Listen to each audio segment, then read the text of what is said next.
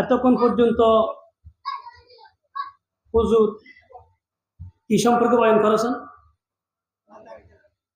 মাতা পিতা সম্পর্কে। সন্তানের উপর মাতা পিতার হক কি, মাতা পিতার অধিকার কি,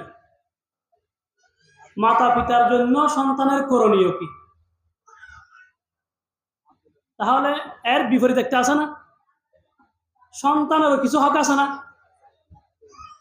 সন্তানের জন্য পিতা মাতার কিছু করণীয় আছে না। হুজুর যখন মাতা পিতার হক সম্পর্কে আলোচনা করেছেন, তাহলে এখন আমরা মাতা পিতার করণীয় কি তা একটু শুনি। সন্তান আল্লাহ সুবহানাহু ওয়া তাআলার পক্ষ থেকে মা বাবার জন্য অনেক বড় নিয়ামত।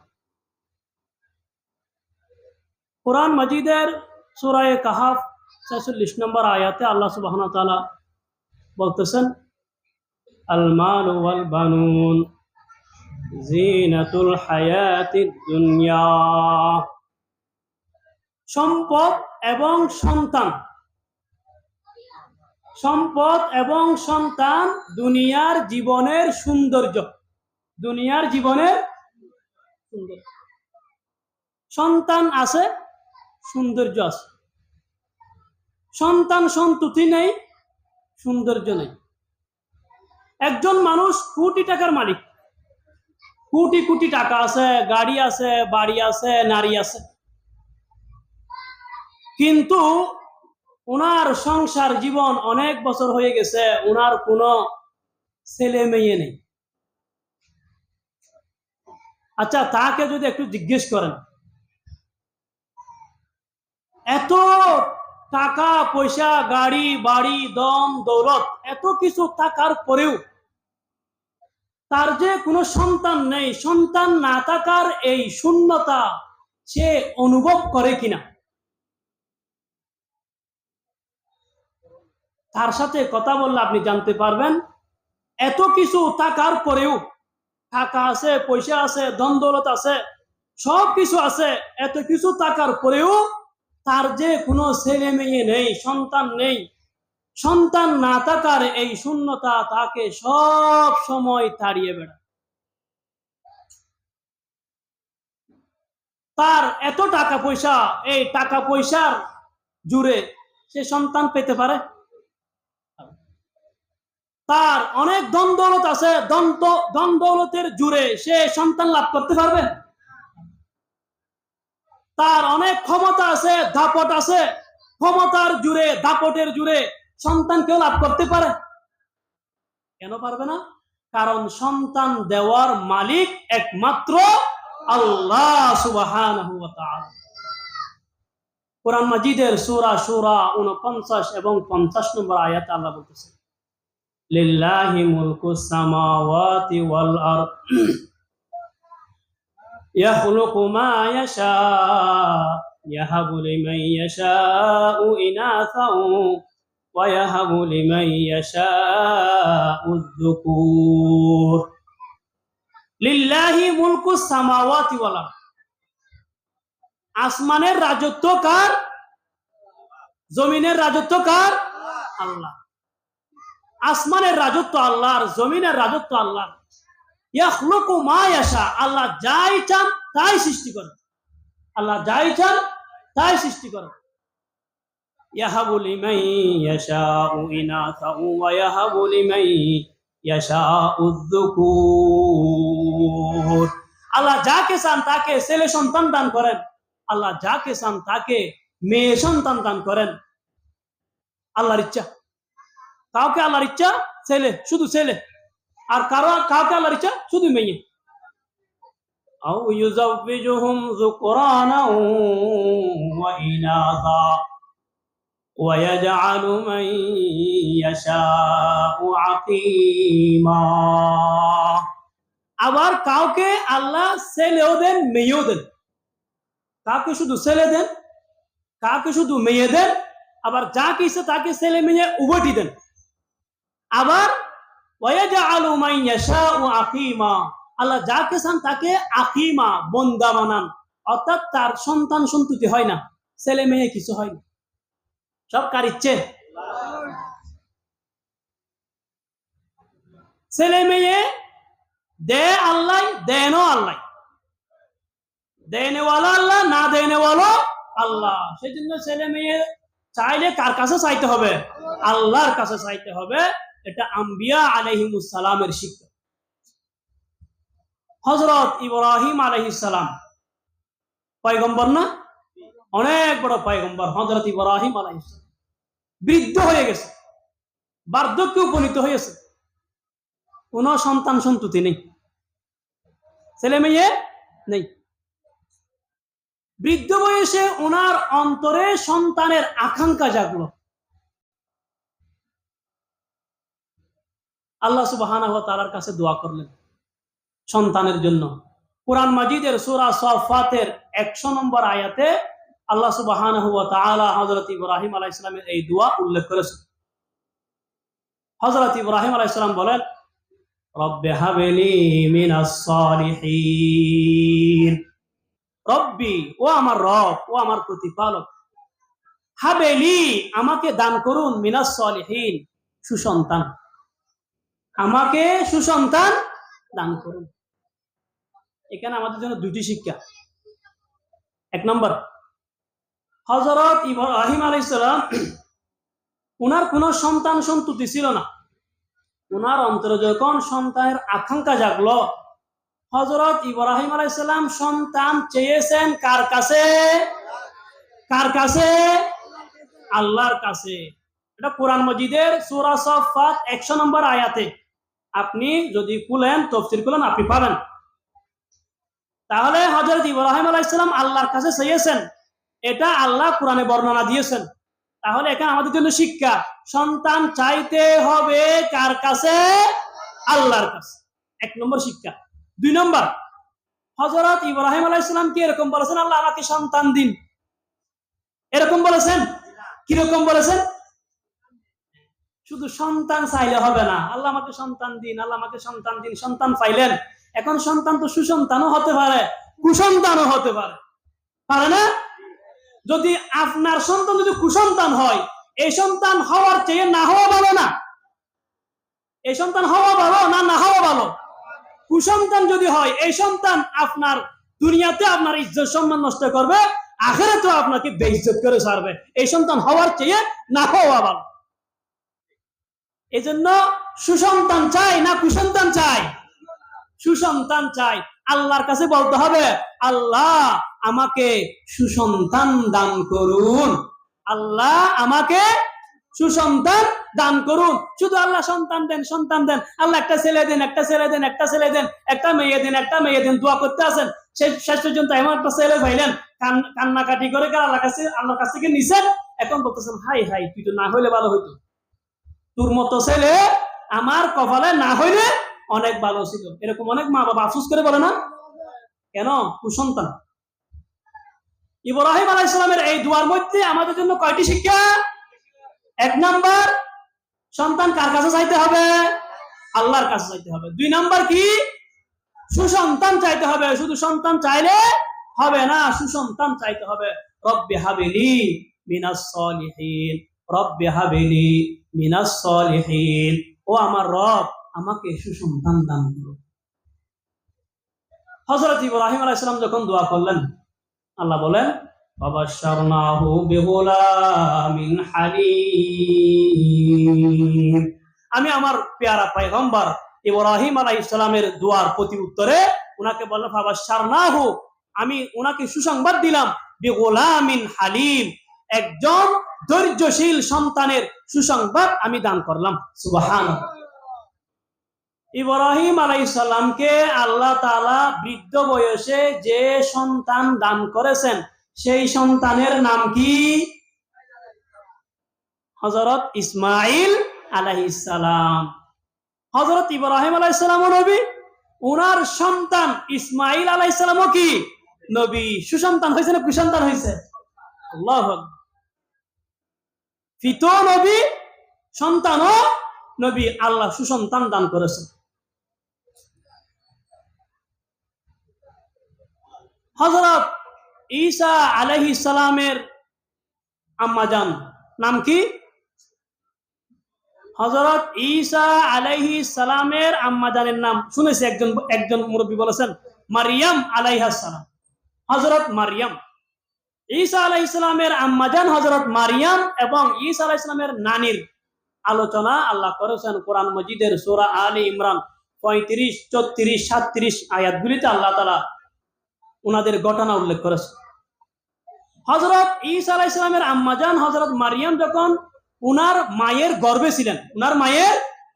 ছিলেন তখন উনার মা অর্থাৎ হযরত ঈসা আলাইহিস সালামের নানি, হযরত ঈসা আলাইহিস সালামের নানি আল্লাহর কাছে দোয়া করেছেন। আল্লাহর কাছে বলেছেন রব্বি ইন্নী নাযারতু লাকা মা ফি বাতনি মুহাররারান ফাতাকাব্বাল মিন্নী ইন্নাকা আনতাস সামিউল আলিম। তিনি কি বলেছেন? রব্বি, ও আমার রব, ইন্নী নাযারতু লাকা মা ফি বাতনি মুহাররারান, আমার গর্ভে যে সন্তান, এই সন্তানকে আমি দুনিয়ার সব কিছু থেকে মুক্ত করে একমাত্র আপনার জন্য উৎসর্গ করলাম। সুবহানাল্লাহ, আপনার জন্য উৎসর্গ করলাম। ফাতাকাব্বাল মিন্নি, আপনি আমার পক্ষ থেকে কবুল করে নিন, আমার পক্ষ থেকে কবুল করেন। ফালাম্মা ওয়াদাআতহা ক্বালাত রব্বি ইন্নী ওয়াদাতুহা উনসা ওয়াল্লাহু আ'লামু বিমা ওয়াদাআত ওয়া লাইসা আয-যাকারু কাল উনসা। এখন হযরত মারিয়াম যখন ভূমিষ্ঠ হলেন তখন ওনার মা বলতেছেন, আফসোস করে বলতেছেন, ইয়া আল্লাহ, আমি তো কন্যা সন্তান প্রসব করেছি। ওনার মনে মনে আশা ছিল ওনার ছেলে সন্তান হবে, আর ওই ছেলে সন্তানকে তিনি বাইতুল মাকদিসের খেদমতে নিয়োজিত করবেন। দুনিয়াবি কোনো কাজে, পার্থিব কোনো কাজে ওনাকে নিয়োজিত করবেন না, বাইতুল মাকদিসের, বাইতুল মুকাদ্দাসের খেদমতে নিয়োজিত করবেন। বাইতুল মুকাদ্দাস কোথায়? কোথায়? ফিলিস্তিন, যেখানে এখন কি হচ্ছে? যুদ্ধ হচ্ছে। অন্তরের অন্তঃস্থল থেকে সব সময় ফিলিস্তিনের জন্য দোয়া করবেন। ওনাদের জন্য দোয়া করা এটা আমাদের ইমানি দায়িত্ব না? ওনাদের জন্য অন্তরের অন্তঃস্থল থেকে দোয়া করবেন। আপনার এই দোয়া আপনার পক্ষ থেকে বুলেট হয়ে আল্লাহ তাআলা ওখানে ইসরায়েলের জন্য আল্লাহ তাআলা ব্যবহার করবেন। জন্য অন্তর থেকে দোয়া করবেন। ফিলিস্তিনের সাথে আমাদের অন্তরের সম্পর্ক, আমাদের ঈমানের সম্পর্ক, আমাদের আকীদার সম্পর্ক। অনেক নবীদের স্মৃতি বিজড়িত এলাকা এই ফিলিস্তিন। হযরত ইব্রাহিম আলাইহিস সালাম, হযরত লূত আলাইহিস সালাম, হযরত দাউদ আলাইহিস সালাম, হযরত সুলাইমান আলাইহিস সালাম, হযরত ঈসা আলাইহিস সালাম, এরকম অনেক পয়গম্বরের স্মৃতি বিজড়িত এলাকা ফিলিস্তিন। আমরা এখন নামাজ পড়ি কোন দিক দিয়ে হয়ে? আসল কাবা কিসের দিকে? কাবার দিকে। কাবার আগে আমাদের কিবলা ছিল কি? বাইতুল মুকাদ্দাস, যেটাকে আকসা বলে। সুবহানাল্লাযী আসরা বিআবদিহি ইলাল মিনাল মাসজিদিল হারাম ইলাল মাসজিদিল আকসা। আমাদের প্যারা নবী সাল্লাল্লাহু আলাইহি ওয়াসাল্লাম মেরাজের রাতে বাইতুল্লাহ থেকে প্রথম কোথায় গিয়েছেন? এটা বাইতুল মুকাদ্দাস। এটা কোথায়? ফিলিস্তিন। আমাদের অন্তরের সাথে সম্পর্ক।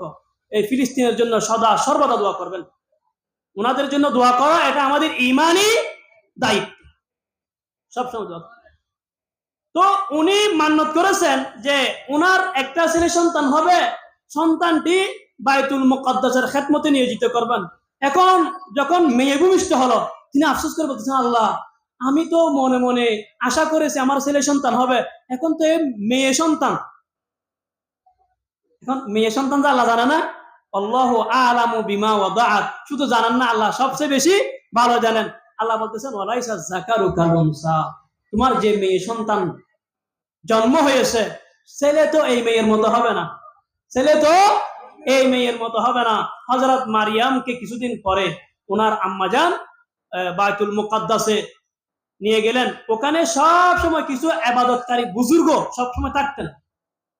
বলতেছেন, আমি তো আমার এই সন্তানকে বাইতুল মুকাদ্দাসের খেদমতের জন্য উৎসর্গ করেছি, উনাকে তো আর আমার সাথে রাখা যাবে না, আপনারা কেউ এর লালন পালনের দায়িত্বভার গ্রহণ করুন। এখন এখানে যারা ছিলেন সবাই তৈয়ার এই ভাগ্যবান মেয়েটিকে লালন পালন করার জন্য। উনাদের মধ্যে হযরত জাকারিয়া আলাইহিস সালামও ছিলেন, হযরত পয়গম্বর। হযরত জাকারিয়া হযরত মারিয়ামের খালু, হযরত মারিয়ামের খালু। তো হযরত জাকারিয়া বলতেছেন, আমার আমার স্ত্রী এই মেয়ের খালা, খালা মায়ের মতো, খালা কার মতো? সুতরাং এই মেয়েটি আমার ঘরে লালিত পালিত হওয়ার অধিকার বেশি রাখে, আমার ঘরে লালিত পালিত হওয়ার অধিকার বেশি রাখে। কিন্তু অন্যান্য যারা ছিল ওনারা বলছেন, না না না, এটা হবে না, এটা হবে না, ওনারা মানতে রাজি না। তখন বলছে ঠিক আছে, এখন লটারি দাও। এখন যখন লটারি দিল, সেখানে হযরত জাকারিয়া আলাইহিস সালাম দিতে গেলেন। আবার হযরত জাকারিয়া আলাইহিস সালাম দায়িত্বভার পেয়েছেন, ওয়াকাফালাহা জাকারিয়া। আল্লাহ বলছেন উনার লালন পালনের দায়িত্বভার নিলেন হযরত জাকারিয়া আলাইহিস সালাম। হযরত জাকারিয়া আলাইহিস সালাম উনাকে বাইতুল মুকদ্দাসের নিকটে একটি কামরায় থাকার ব্যবস্থা করে দিলেন। কোথাও গেলেন তালা মেরে দিতেন, এসে তালা খুলতেন। কুল্লামা দাখালা আলাইহা জাকারিয়াল মিহরাব ওয়াজাদা ইনদাহা রিজকা ক্বালা ইয়া মারইয়ামু আন্না লাকি হাযা ক্বালাত হুয়া মিন ইনদিল্লাহ ইন্নাল্লাহা ইয়ারযুকু মান ইয়াশাউ বিগাইরি হিসাব। হযরত জাকারিয়া আলাইহিস সালাম যখন হযরত মারিয়ামকে দেখতে যেতেন, যখনই দেখতে যেতেন দেখতেন হযরত মারিয়ামের কাছে বিভিন্ন ফল ফ্রুট, বিভিন্ন ফল ফ্রুট, আবার তাও বেমৌসুমি, মৌসুম নাই, সিজন নাই, সিজন ছাড়া বিভিন্ন ফল ফ্রুট। এখন যে ফলের সিজন নাই এই ধরনের বিভিন্ন ফল ফ্রুট। কি রে, এখানে তো বাহির থেকে কেউ আসার সুযোগ নাই, আবার মারিয়ামও এখান থেকে গিয়ে কোথাও থেকে এই ফল সংগ্রহ করে আনার সুযোগ নেই। কোথা থেকে আসলো? ইয়া মারিয়াম আন্না লাকি হাযা, ও মারিয়াম এই ফল তুমি কোথায় পেয়েছো, কোথায় থেকে এসেছে? ক্বালাত হুয়া মিন ইনদিল্লাহ। হযরত মারিয়াম বলতেছে এই ফল আল্লাহ সুবহানাহু ওয়া তাআলার পক্ষ থেকে এসেছে।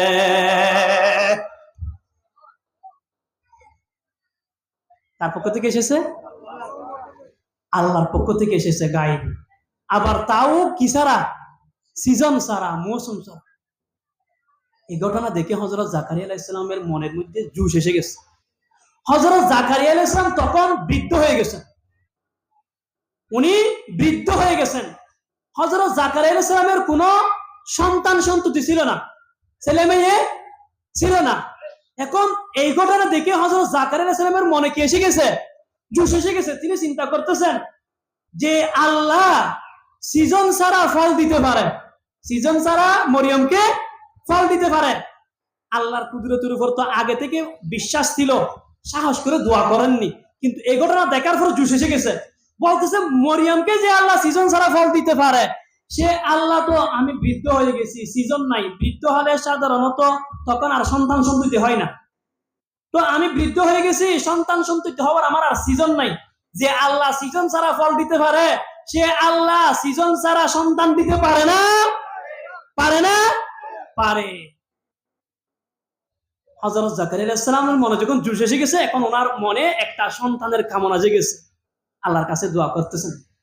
আল্লাহ রাব্বুল আলামিন সূরা আলী ইমরানের 38 নম্বর আয়াতে হযরত জাকারিয়া আলাইহিস সালামের দোয়ার কথা উল্লেখ করে বলতেছেন, হুনালিকা দাআ জাকারিয়া রাব্বা। তখন হযরত জাকারিয়া আলাইহিস সালাম আল্লাহর কাছে দোয়া করে বলতেছেন, রব্বি হাবলি মিন লাদুনকা যুররিয়াতান তাইয়্যিবা ইন্নাকা সামিউদ দুআ। তখন হযরত জাকারিয়া আলাইহিস সালাম আল্লাহর কাছে দোয়া করে বলতেছেন, রব্বি, ও আমার রব, হাবেলি, আমাকে দান করুন, মিন লাদুনকা, আপনার পক্ষ থেকে, যুররিয়াতান তাইয়্যিবা, পবিত্র সন্তান। কি সন্তান? হযরত জাকারিয়া আলাইহিস সালামের এই দোয়ার মধ্যেও আমাদের জন্য কয়টি শিক্ষা? এক নম্বর শিক্ষা কি? এক নম্বর শিক্ষা হলো সন্তান চাইতে হবে কার কাছে? হযরত জাকারিয়া আলাইহিস সালাম সন্তান কার কাছে চাচ্ছেন? আল্লাহর কাছে। আল্লাহর কাছে চাইতে হবে, এক নম্বর শিক্ষা। দুই নম্বর শিক্ষা, শুধু সন্তান চাইলে হবে না, কি সন্তান চাইতে হবে? সুসন্তান। হযরত জাকারিয়া আলাইহিস সালাম এরকম বলেন না যে আল্লাহ আমাকে সন্তান দিন, বলতেছেন যুররিয়াতান তাইয়্যিবা, আল্লাহ আমাকে সুসন্তান দান করুন। কি সন্তান দান করুন? সুসন্তান দান করুন। আল্লাহর কাছে চাইতে হবে, সুসন্তান চাইতে হবে। আল্লাহর কাছে চাইতে হবে, সুসন্তান চাইতে হবে। ইন্নাকা সামিউদ দুআ, আল্লাহ আপনি আমাকে সুসন্তান দান করুন, আপনি তো দোয়া শ্রবণকারী।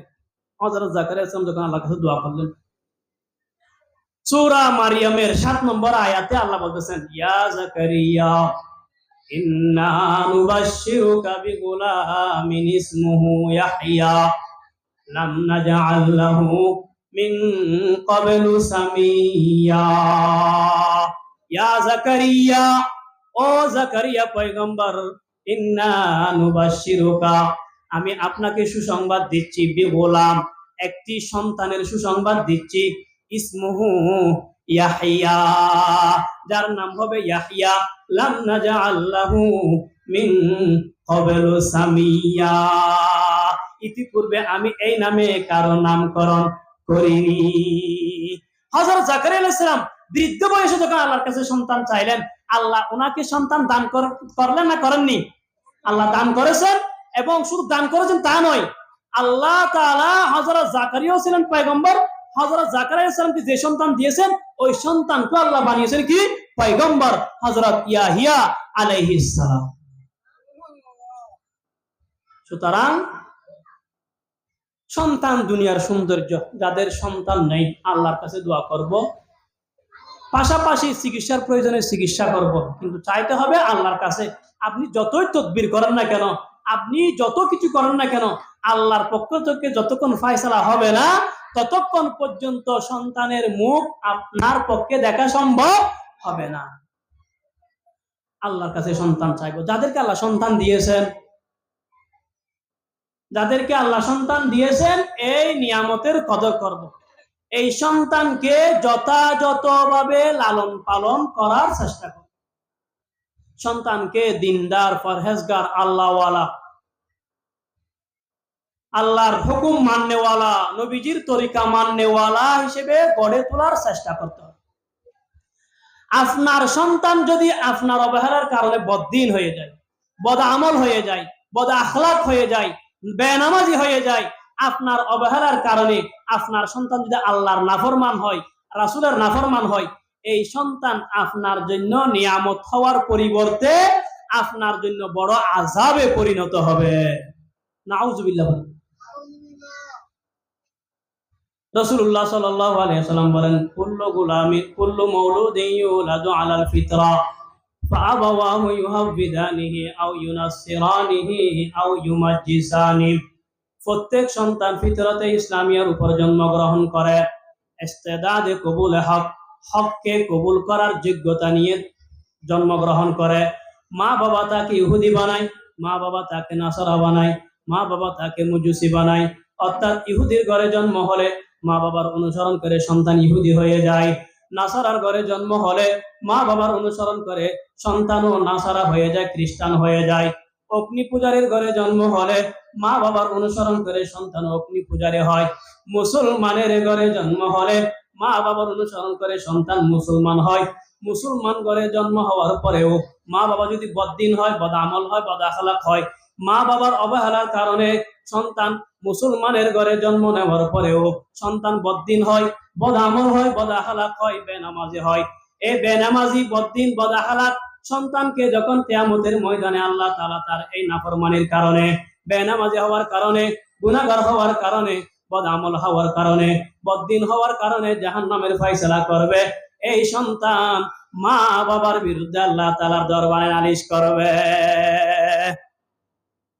যে সন্তানের জন্য মাথার ঘাম পায়ে ফেলে এত কষ্ট করে আপনি যে সন্তানকে লালন পালন করতেছেন, আপনি সন্তানকে এত কষ্ট করে সন্তানকে আপনি এই খাবার দিয়েছেন, কাপড় দিয়েছেন, বাসস্থান দিয়েছেন, অসুস্থ হলে চিকিৎসা করেছেন, দুনিয়ার সবকিছু দিয়েছেন, শুধু আপনি সন্তানকে দিনদার বানাতে পারেননি।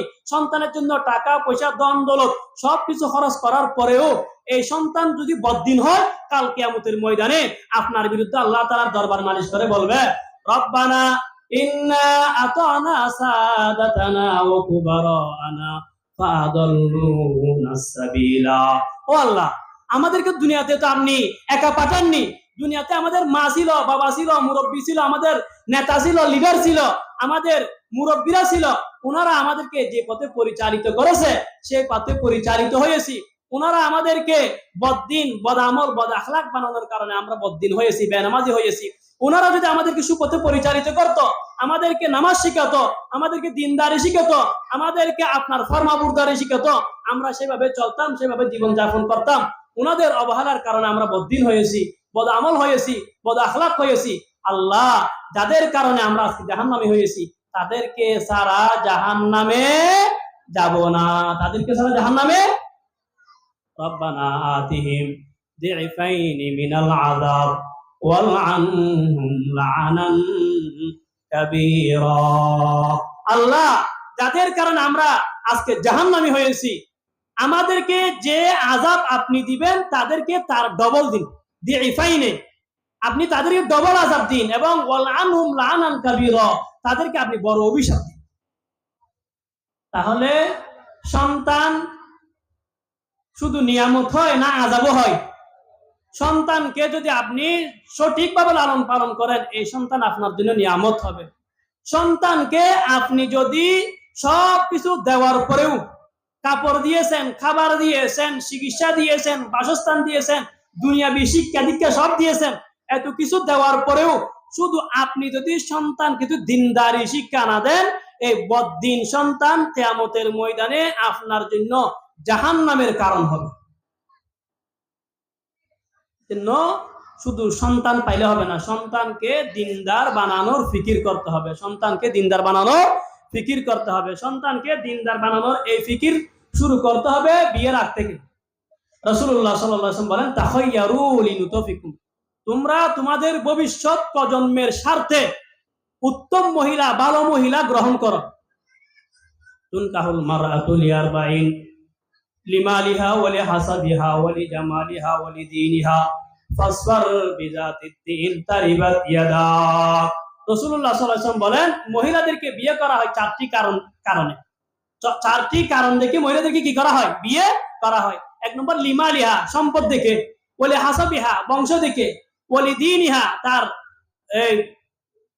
জামালিহা, তার সৌন্দর্য দেখে, 4 নম্বর ওয়া লিদীনিহা, তার দিনদারি দেখে। এই চারটির মধ্যে ইসলামের দৃষ্টিতে সবচেয়ে গুরুত্বপূর্ণ হলো দিনদারি, সবচেয়ে গুরুত্বপূর্ণ হলো দিনদারি। রাসূলুল্লাহ সাল্লাল্লাহু আলাইহি ওয়াসাল্লাম বলতেছেন, ফাসফার বিযাতিদ্দীন, তুমি দিনদারিকে প্রাধান্য দাও, দিনদারিকে প্রাধান্য দাও। দিনদারিকে যদি প্রাধান্য না দাও, তাহলে তুমি ক্ষতিগ্রস্ত হবে। আপনি শুধু সৌন্দর্য দেখে পাগল হয়ে গেলেন, চেহারার সৌন্দর্য দেখে পাগল হয়ে গেলেন, আপনাকে একথা বুঝতে হবে, শুধু চেহারার সৌন্দর্যের কারণে একজন মানুষ সুন্দর হয় না। আসল সৌন্দর্য উনার আখলাকের সৌন্দর্য, চরিত্রের সৌন্দর্য, মনের সৌন্দর্য। ওই মহিলা যদি বদ্দিন হয়, আপনাকে দুনিয়াতে বেইজ্জত করে ছাড়বে, আখিরাতে বেইজ্জত করে ছাড়বে।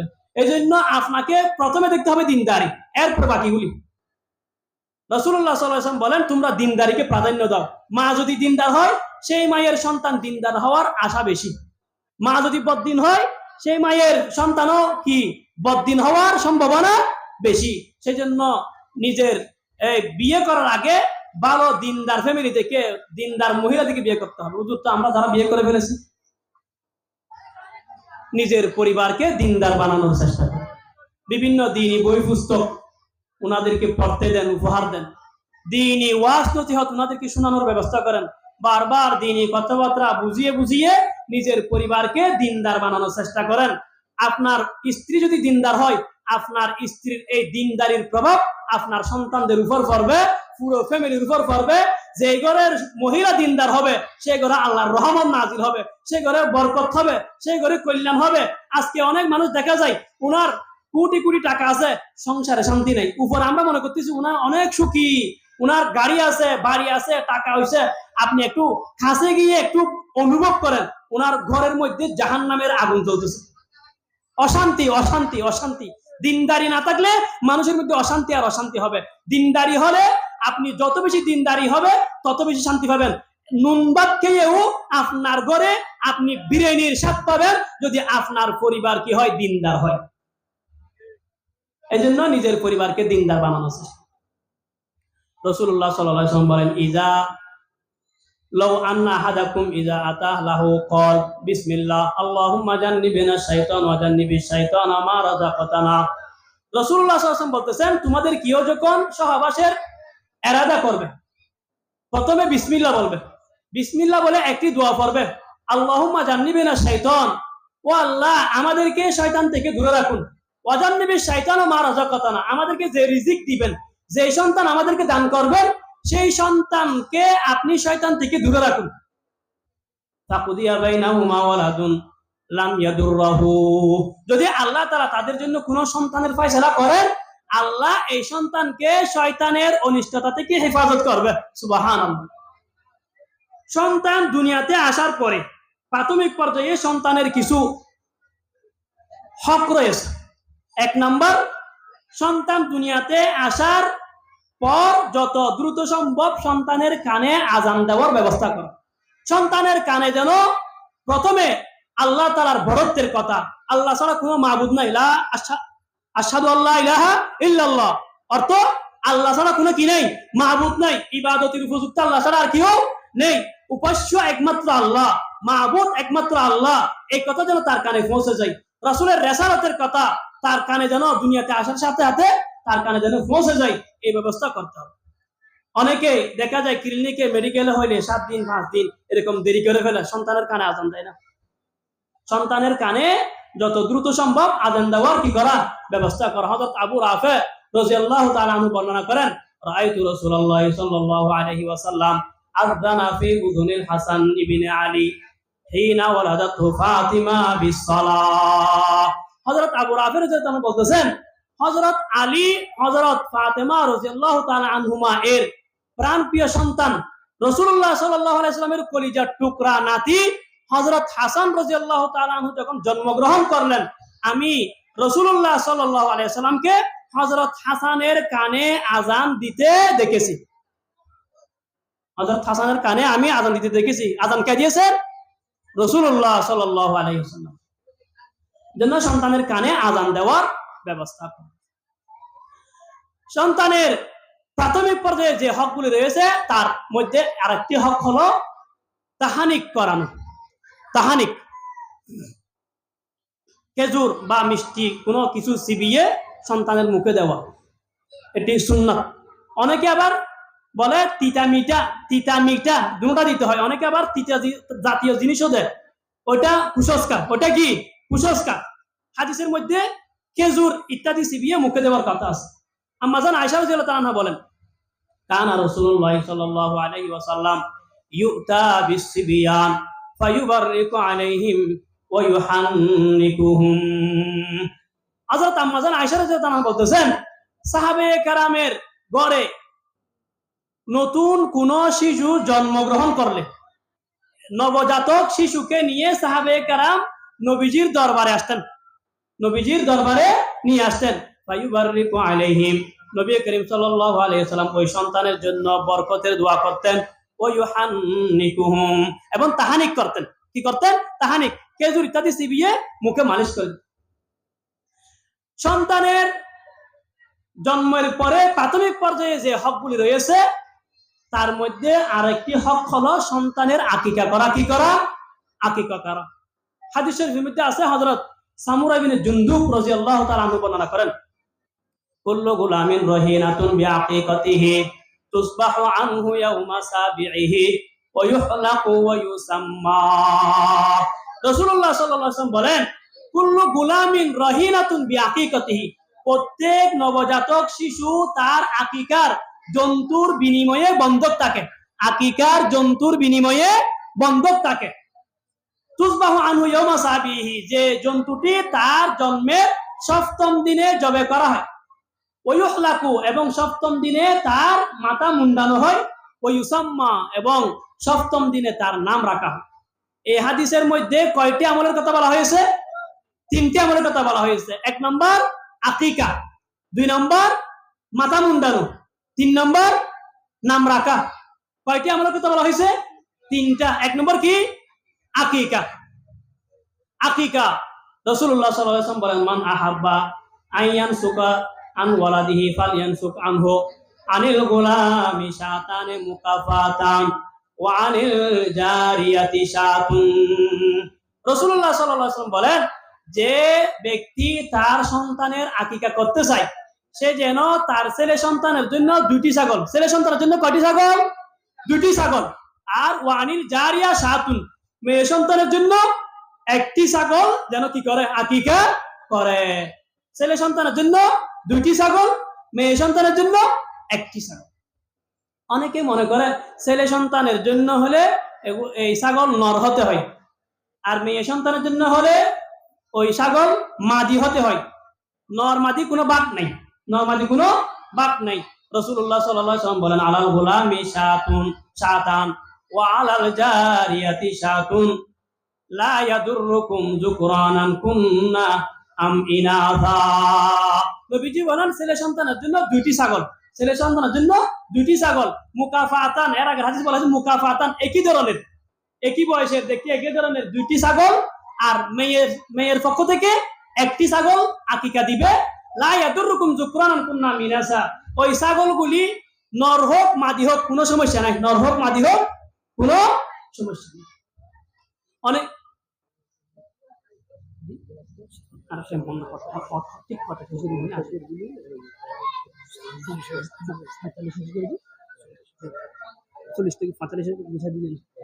তাহলে আকিকা করতে হবে। আরেকটি কি? সন্তানের মাথা মুন্ডাতে হবে। হযরত আলী, আমি শুধু এবার একটা অর্থটা বলে শেষ করে দিচ্ছি। হযরত আলী রাদিয়াল্লাহু আনহু বলতেছেন, নবীজি হযরত হাসান রাদিয়াল্লাহু আনহুর আকিকা করলেন এবং হযরত ফাতিমা রাদিয়াল্লাহু আনহাকে বললেন, ও ফাতিমা, তুমি হাসানের মাথা মুন্ডিয়ে নাও, মাথা মুন্ডিয়ে নাও এবং তার মাথার চুলগুলি ওজন করে ওই পরিমাণ চাঁদি সদকা করে দাও। আপনার সন্তান যদি সুস্থ থাকে আপনি নির্দ্বিধায় নিঃসংকোচে মাথা মুন্ডিয়ে নেবেন। রাসূলুল্লাহ সাল্লাল্লাহু আলাইহি ওয়াসাল্লামের জমানা থেকে এই পর্যন্ত লক্ষ কোটি মুসলমান মাথার চুল মুন্ডিয়েছে, কোনো ক্ষতি হয় নাই, আপনার সন্তানেরও কোনো ক্ষতি হবে না। ঠিক আছে? এই জন্য আমরা বিশ্বাস করি আমাদের নবীজি যেটা বলেছেন এটাই আমাদের জন্য কল্যাণ। রাসূলুল্লাহ সাল্লাল্লাহু আলাইহি ওয়াসাল্লাম বলেন, সন্তানের নাম রাখো, সন্তানের কি রাখো? নাম রাখো। নবীজি বলেছেন, মা বাবার উপর সন্তানের জন্য একটি সুন্দর নাম রাখা এটা মা বাপের দায়িত্ব, মা বাপের দায়িত্ব, মা বাপের উপর এটা জিম্মাদারি। যদি আপনি সন্তানের এই নাম যদি সুন্দর না রাখেন, ভালো একটা নাম না রাখেন, কাল কিয়ামতের ময়দানে সন্তানের নামের হক আদায় না করার কারণে আপনাকে কি হতে হবে? দায়ী হতে হবে, জবাবদিহি করতে হবে। রাসূলুল্লাহ সাল্লাল্লাহু আলাইহি ওয়াসাল্লাম বলেন, ইন্নাকুম তুদাউনা ইয়াউমাল কিয়ামাতি বিআসমাইকুম ওয়া বিআসমাই আবাইকুম ফাহাসসিনু আসমাআকুম। কিয়ামতের ময়দানে তোমাদেরকে তোমাদের নাম ধরে, তোমাদের বাবাদের নাম ধরে ডাকা হবে, সুতরাং তোমরা নামকে সুন্দর করে রাখো, নামকে সুন্দর করে রাখো। নামকে রাসূল এত গুরুত্ব দিতেন, কারণ নাম বেশি হলে রাসূলুল্লাহ সাল্লাল্লাহু আলাইহি ওয়াসাল্লাম পাল্টে কি পরিবর্তন করে দিতেন। কারণ নবী সাল্লাল্লাহু আলাইহি ওয়াসাল্লাম ইগাইয়িরুল ইসমাল কাবিহা, নবীজি বেশি নাম পরিবর্তন করে দিতেন। হযরত আব্দুল্লাহ বিন ওমর রাদিয়াল্লাহু তাআলা বলতেছেন, আমার একটি বোন যার নাম ছিল আসিয়া, ফাসাম্মাহা রাসূলুল্লাহ সাল্লাল্লাহু আলাইহি ওয়াসাল্লাম জামিলা। রাসূলুল্লাহ সাল্লাল্লাহু আলাইহি ওয়াসাল্লাম তার নাম পরিবর্তন করে রাখলেন জামিলা। বিখ্যাত তাবিঈ হযরত সাঈদ ইবনে মুসাইয়িব রাহমাতুল্লাহ আলাইহি বলতেছেন, আমার দাদা হযরত হাসান রাদিয়াল্লাহু তাআলা আনহু রাসূলুল্লাহ সাল্লাল্লাহু আলাইহি ওয়াসাল্লামের দরবারে গেলেন। নবীজি জিজ্ঞেস করলেন, মাসমুক, তোমার নাম কি? তিনি বললেন হাজনুন। বলেন, আমার নাম হাজন। হাজন মানে শক্ত জমিন, হাজন মানে শক্ত জমিন। নবীজি বলেন, বালান্তা সাহালুন, না, তোমার নাম সাহাল। নবী তখন তিনি বলেন, মা আনা বিমুগাইয়িরিন ইসমান সাম্মানিহি আবি, আমার বাবা যে নাম রেখেছেন আমি ওই নামটি পরিবর্তন করতে চাচ্ছি না, আমি ওই নামটি পরিবর্তন করতে চাচ্ছি না। তিনি নতুন নতুন মুসলমান হয়েছেন, হয়তো বুঝতে পারেন নাই, তিনি ওই নামটি পরিবর্তন করতে চাচ্ছেন না। যখন বলেছেন নবীজি আর কিছু বলেননি। হযরত সাঈদ ইবনে মুসাইয়িব বলেছেন, আমার দাদা এই নামটি পরিবর্তন না করার কারণে আমাদের বংশের লোকদের মাঝে সব সময় শক্ত মেজাজ, কর্কশ ভাষা, রূঢ়তা, এটা সব সময় সবার মধ্যে রয়ে গেছে। তাহলে এই হাদিস দ্বারা কি বোঝা গেল? নামের একটা প্রভাব সন্তানের উপর পড়ে, মানুষের উপর পড়ে। ভালো নামের ভালো আসর, মন্দ নামের মন্দ আসর। সেই জন্য নাম রাখার সময় একটা ভালো সুন্দর অর্থবহ নাম রাখতে হবে, যে নামের মধ্যে শিরিকের গন্ধ নেই, যে নামের মধ্যে অহংকারের গন্ধ নেই, যে নামের মধ্যে কোনো বেশি অর্থ নেই, যে নামের কোনো অর্থহীন নয়, অর্থহীন এরকম নাম যেন না হয়। এখন আধুনিকতার নাম দিয়ে আনকমন নাম খুঁজতে গিয়ে এমন একটা আনকমন নাম খুঁজে বের করে যে এই নামের কোনো অর্থই নেই, অথবা যে নামের অর্থ আছে বেশিরি খারাপ অর্থ। এই জন্য আল্লাহর ওয়াস্তে আপনার ছেলে বলে, আপনার সন্তান বলে, আপনি যেমন ইচ্ছা তেমন নাম রাখবেন, কাল কিয়ামতের ময়দানে আপনাকে এর জন্য জবাবদিহি করতে হবে। আপনি যেমন ইচ্ছা তেমন নাম রাখতে পারেন না, এটা সন্তানের হক। দেখে শুনে বুঝে একটা ভালো ইসলামী নাম আপনাকে অবশ্যই রাখতে হবে। সন্তানের আরো অনেক হক আছে। আমাদের প্রধান মেহমান হুজুর এসে গেছেন, হযরত এখনই আপনাদের, জি, তো আমি এখানে আলোচনা শেষ করে দিচ্ছি। ওমা আলাইনা ইল্লাল বালাগ। আসসালামু আলাইকুম ওয়া রাহমাতুল্লাহ।